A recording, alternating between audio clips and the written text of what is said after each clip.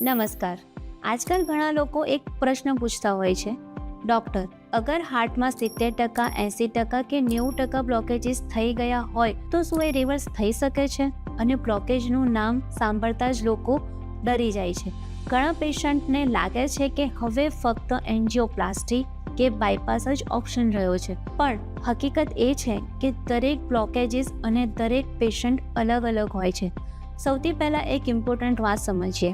Heart બ્લોકેજનો મતલબ છે હાર્ટની આર્ટરીઝની અંદર કોલેસ્ટ્રોલ, ઇન્ફ્લામેશન અને કેલ્શિયમ ડિપોઝિટ જમા થવા, જેનાથી બ્લડ ફ્લો ધીમે ધીમે ઓછો થવા લાગે છે. અને આ પ્રોસેસ એક દિવસમાં નથી થતી. ઘણા વર્ષો સુધી diabetes, smoking, stress, blood pressure, processed food અને પુઅર લાઇફસ્ટાઇલના લીધે આર્ટરીઝ ગ્રેજ્યુઅલી નેરો થવા લાગે છે. હવે પ્રશ્ન આવે છે કે શું બ્લોકેજ રિવર્સ થઈ શકે છે? તો મેડિકલ સાયન્સ પ્રમાણે કોઈ કેસમાં અગ્રેસિવલી લાઇફસ્ટાઇલ ચેન્જ અને રિસ્ક ફેક્ટર કંટ્રોલથી પ્લેક સ્ટેબિલાઇઝેશન અને પાર્શિયલી રિગ્રેશન પોસિબલ જોવામાં આવ્યું છે. એટલે કે બ્લોકેજીસની પ્રોગ્રેશન સ્લો કરવી, સર્ક્યુલેશન ઇમ્પ્રૂવ કરવું અને ફ્યુચર હાર્ટ અટેકનો રિસ્ક ઓછો કરવો પોસિબલ બની શકે છે.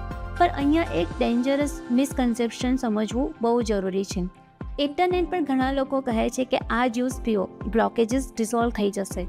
આ પાવડર લઈ લો, સર્જરી કેન્સલ થઈ જશે. આવી એક્ઝેગરેટેડ ક્લેમ્સ ડેન્જરસ બની શકે છે.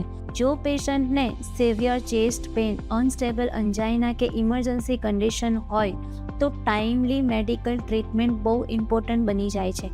પણ હા, પ્રોપર મેડિકલ ગાઈડન્સ સાથે લાઇફસ્ટાઇલ કરેક્શન અને સર્ક્યુલેશન ફોકસ થેરાપી હાર્ટ રિકવરીમાં ઇમ્પોર્ટન્ટ રોલ પ્લે કરી શકે છે.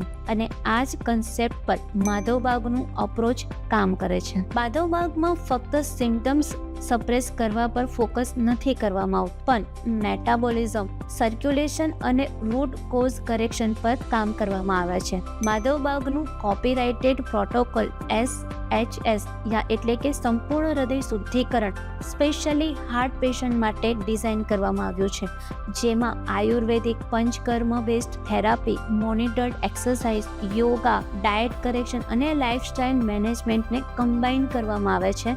SHS થેરાપીનો મેઇન એમ સર્ક્યુલેશન અને મેટાબોલિક હેલ્થને સપોર્ટ કરવાનો હોય છે. ઘણા હાર્ટ પેશન્ટમાં stress reduction, better activity tolerance અને લાઇફસ્ટાઇલ ઇમ્પ્રુવમેન્ટ પણ ઓબ્ઝર્વ કરવામાં આવ્યું છે, જ્યારે પેશન્ટ પ્રોપર સુપરવિઝનમાં હોલિસ્ટિક મેનેજમેન્ટ ફોલો કરે છે. ત્યારે આયુર્વેદમાં પણ સ્ત્રોતોરોધ એટલે કે સર્ક્યુલેશન બ્લોકેજીસ અને ઇમ્પેર્ડ ફ્લોનો કોન્સેપ્ટ એક્સપ્લેન કરવામાં આવ્યો છે. જ્યારે બોડીમાં ટોક્સિન, પુઅર મેટાબોલિઝમ અને ઇન્ફ્લામેશન વધવા લાગે છે ત્યારે બ્લડ વેસલ અને હાર્ટ હેલ્થ અફેક્ટ થવા લાગે છે. એટલે આયુર્વેદ ડાયજેશન, સ્ટ્રેસ રિડક્શન અને સર્ક્યુલેશન બેલેન્સ પર ફોકસ કરે છે. માધવબાગ થેરાપીઝમાં યોગા અને પ્રાણાયામ પણ ઇમ્પોર્ટન્ટ રોલ પ્લે કરે છે. આજકાલ ક્રોનિક સ્ટ્રેસ હાર્ટ ડિઝીઝનો હિડન ટ્રિગર બની ગયો છે. Stress hormones continuously BP, sugar અને ઇન્ફ્લામેશનને અફેક્ટ કરતા રહે છે. એટલે બ્રીધિંગ એક્સરસાઇઝ, રિલેક્સેશન અને lifestyle correction long term heart health સપોર્ટમાં હેલ્પફુલ માનવામાં આવે છે. હવે પ્રેક્ટિકલ લાઇફસ્ટાઇલ ફેક્ટર પણ સમજીએ.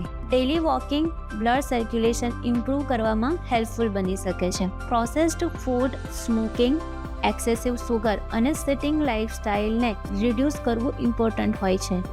મેથીના દાણા, લસણ, હળદર અને અર્જુનની છાલ જેવા ટ્રેડિશનલ ઇન્ગ્રીડિયન્ટ આયુર્વેદમાં સર્ક્યુલેશન સપોર્ટ માટે વર્ષોથી યુઝ થતા આવ્યા છે. પણ યાદ રાખો, ફક્ત હોમ રેમેડીઝ ઇનફ નથી હોતી. પ્રોપર ઇવેલ્યુશન ઇક્વલી ઇમ્પોર્ટન્ટ છે. જો ડાયાબિટીસ, બીપી અને કોલેસ્ટ્રોલ અનકન્ટ્રોલ છે તો બ્લોકેજીસ પ્રોગ્રેશનનું રિસ્ક ફરી પણ બની શકે છે. અને એક ઇમ્પોર્ટન્ટ વોર્નિંગ પણ સમજો, ક્યારે પણ ડૉક્ટરની એડવાઇસ વગર બ્લડ પ્રેશર, સુગર કે બ્લડ થિનર મેડિસિન બંધ ના કરો. હાર્ટ રિકવરી એક કમ્બાઇન્ડ પ્રોસેસ હોય છે, જેમાં મોડર્ન મોનિટરિંગ, લાઇફસ્ટાઇલ કરેક્શન અને પ્રોપર થેરાપીઝ બધા ઇમ્પોર્ટન્ટ રોલ પ્લે કરે છે. તો ફાઇનલ વાત યાદ રાખો કે 90% બ્લોકેજીસનો મતલબ એ નથી કે હોપ ખતમ થઈ ગઈ છે, પણ એનો મતલબ એ પણ નથી કે ફક્ત એક હોમ રેમેડીથી બધું મેજિકલી રિવર્સ થઈ જશે.